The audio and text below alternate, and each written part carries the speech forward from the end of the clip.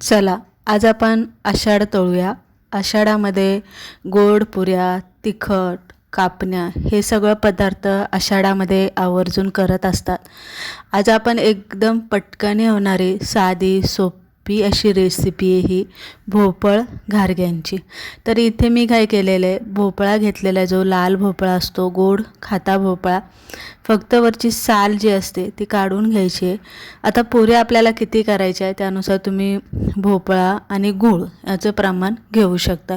गूळ घेतलेला आहे, भोपळ्याच्या छोट्या छोट्या फोडी करायच्या आहे. गूळ आणि भोपळा दोन्ही थोडंसं पाणी घालायचं आणि मिक्सरला बारीक पिसून घ्यायचं. आणि नंतर ना कढईमध्ये याला फक्त एक उकळी येऊन द्यायची. उकळी आली की 5-1 मिनटं उकळतच ठेवायचं आणि नंतरनं हे गार करून घ्यायचं. पूर्ण गार झाल्याशिवाय यामध्ये पीठ मळायचं नाही आहे. गरम असताना पीठ अजिबात मळायचं नाही, एवढंच लक्षात ठेवायचं आहे.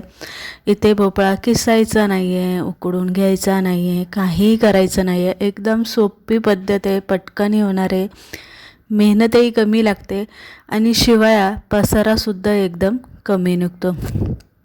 आता हे भोपळ्याचं जे मिश्रण आहे, गूळ भोपळ्याचं थंड झालेलं आहे, त्यामध्ये आपल्याला खसखस घालायची. गोडाचा पदार्थ आहे, थोडंसं मीठ घाला, थोडीशी सुंठ पावडर घाला, त्यानंतरनं विलायची पावडर घाला, जायफळ यामध्ये किसून घाला आणि हे व्यवस्थित मिक्स करून घ्या. मिक्स झाल्याच्या नंतरनं काय होतं, गूळ आणि भोपळ्याच्या पुऱ्या असतात, त्यामुळे तळल्या की थोड्या वेळाने त्या अशा नरम पडतात. ते थोड्याशा खुसखुशीत असल्या, थोड्याशा कुरकुरीत असल्या की अगदी 4-5 दिवस त्या आरामात टिकतात. मग काय करायचं आहे, यामध्ये ना आपल्याला 2-3 चमचे तांदळाचं पीठ घालायचं. तांदळाचं पीठ घातल्यामुळे पुऱ्या खुसखुशीत तर होतातच, पण सगळ्यात महत्त्वाचं म्हणजे पुऱ्या तेलकट अजिबात होत नाही. आणि नंतर नाही ते गव्हाचं पीठ घालायचं आहे. आता ह्या पुऱ्या बनवत असताना गव्हाचं पीठ चाळून नाही घ्यायचं, तर तसंच घालायचं. म्हणजे आपण चपातीला चाळून पीठ मळत असतो, पण पुऱ्या बनवताना पीठ नाही चाळलं तरी चालेल. आता यामध्ये पाण्याचा वापर अजिबात आपल्याला करायचा नाही. फक्त गूळ आणि भोपळ्याच्या जे सारण आहे त्यामध्ये जेवढं पीठ बसेल तेवढंच पीठ यामध्ये घालून मळून घ्यायचं आणि घट्टसर असा गोळा इथे मळून घ्यायचा.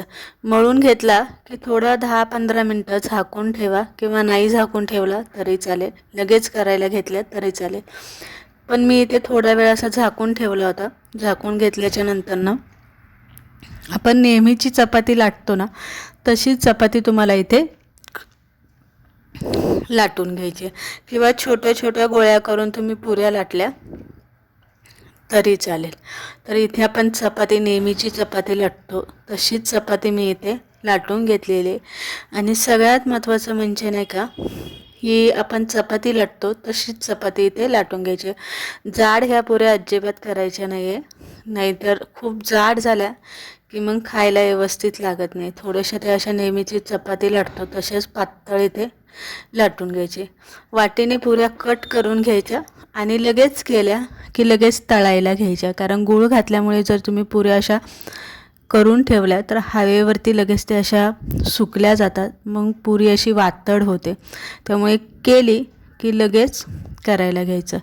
आता इथे बघू शकताय, तेल चांगलं तापून घ्यायचं आणि तापलेल्या तेलात सगळ्या पुऱ्या बनवून करून घेतल्या.